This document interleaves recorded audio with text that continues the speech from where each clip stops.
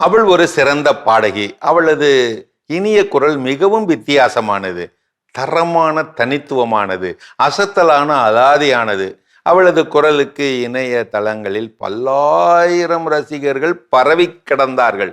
ஒரு முறை ஒரு மென்பொருள் அவளது குரலை அப்படியே குளோன் செய்து, நகல் எடுத்து, ஏஐ வாய்ஸ் குளோன் எடுத்து ஒரு பாடலாக வெளியிட்டு விட்டது. அதற்கு மாயக்குரல் என்ற பெயரையும் வைத்து விட்டது. அந்த மாயக்குரல் ஒரிஜினல் குரலை விட மிக மிக நுணுக்கமாக பாடியது போல் இருந்தது. ஆகவே அள்ளி குவித்தது லட்சக்கணக்கான வியூஸ்களை, நேயர்களை.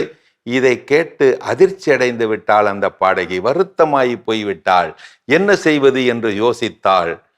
யோசனை ஒன்று உதயமானது. எனது குரல் தனித்துவமானது என்பதை நிரூபிக்க வேண்டும். யோசனை ஒன்று உதயமானது. விளம்பரம் செய்தால், இதோ அந்த மாயக்குரல் மதுரையில் தமுக்கம் மைதானத்தில் இசை நிகழ்ச்சியில் நேரடியாக பாடப்போகிறது. அந்த மாய குரலை கேட்க வாராய், நீ வாராய். அந்த நாள் வந்தது, வந்து சேர்ந்து விட்டது ஒரு பெரிய கூட்டம்.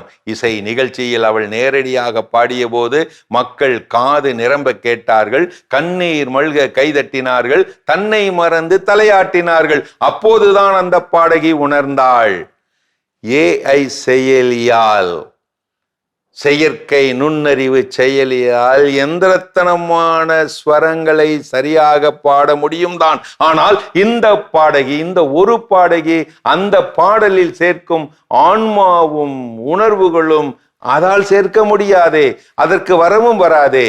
அப்புறம் என்ன, நேரடியாக தோன்றி பாடி பிரபலமானாள் அவள். பெருத்த பணத்தையும் ஈட்டினாள். ஆம், ஒரு தொழில்நுட்பம் ஒரு திறமையை நகலெடுக்கலாம், ஆனால் அதால் மனித உணர்வுகளை நகலெடுக்க முடியுமோ? இதை கேளுங்க. அந்த கிராமத்துல இணைய வசதி வந்த பிறகு எல்லோரும் செல் விளையாட்டிலும், கரைகாணா கட்டுக்கடங்கா ரீல்ஸ் சாட்டுகளிலும், லேப்டாப் சினிமாக்களிலும் மூழ்கி கிடந்தார்கள். ஆனால் அந்த ஊரில் ஒரே ஒரு பாட்டி மட்டும் என்ன செய்தால் தெரியுமா? அதே இணையதள வசதியை பயன்படுத்தி தனது கல்லூரி பேராண்டியின் அலைபேசியில் தனது கை மனத்தில் ஊறிய பாரம்பரிய சமையல் முறைகளை ஒரு வீடியோவாக பதிவிட்டு விட்டாள். தன்னுடைய வாய் மணக்கும் பாரம்பரிய பேச்சு வழக்கு வார்த்தைகளோடு.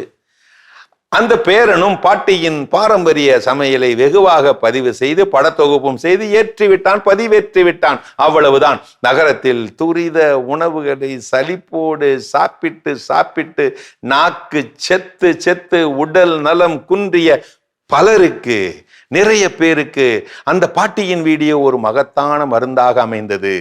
உணவே மருந்து, மருந்தே உணவானது. பார்த்து பார்த்து சமைத்து சமைத்து அந்த பாட்டி சொன்னபடியே சாப்பிட்டு சாப்பிட்டு மகிழ்ந்து போயினர். நோயிலிருந்து காத்தும் கொண்டனர். அடுத்தடுத்த வகையான பலகாரங்களை வகை வகையாக சுட்டு காட்ட, சூட்டோடு சூடாக அந்த பாட்டி வடையும் சுட்டு காட்ட, திருடி திங்க காக்காய் மட்டும் வரவில்லை போங்கள். பிரபல பாட்டியாகி போய்விட்டால் அந்த பாட்டி. டிஜிட்டல் பார்ட்டி என்ற பெயரும் பெற்றுவிட்டால் பலரும் நேரடியாக வந்து செல்ஃபி எடுத்துக்கொள்ளும் அளவுக்கு பிஸியாகி போனால் அந்த டிஜிட்டல் வடை பாட்டி. அந்த ஊரும் பலரும் அறிந்த பலகார ஊராகி போனது.